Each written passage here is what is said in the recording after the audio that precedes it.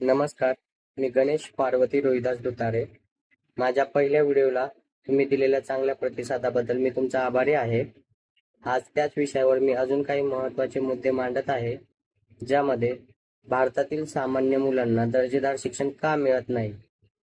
आज तुम्ही एक गोष्ट लक्षात घेतली पाहिजे, ज्यामध्ये भारतातील सुमारे 50 ते 60% राजकीय नेते व प्रतिष्ठित लोक यांची मुलं परदेशात किंवा इंटरनॅशनल स्कूलमध्ये शिकतात.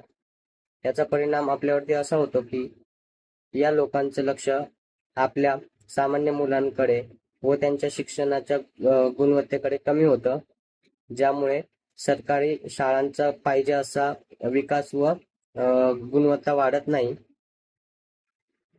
त्यामुळे सरकारी शाळांमध्ये पाहिजे अशी सुधारणा होत नाही.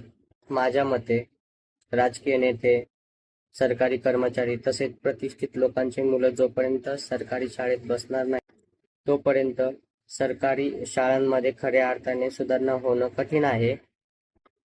कारण सर्व स्तरातील लोक एकाच शिक्षण व्यवस्थेचा भाग बनतील, तेव्हाच त्या व्यवस्थेकडे गंभीरपणे लक्ष दिलं जाईल आणि पाहिजे अशी सुधारणा होईल. याबद्दल तुमचं काय मत आहे? कमेंट करा आणि व्हिडिओ जास्त लोकांपर्यंत पोहोचवा ही मी तुम्हाला विनंती करतो. धन्यवाद.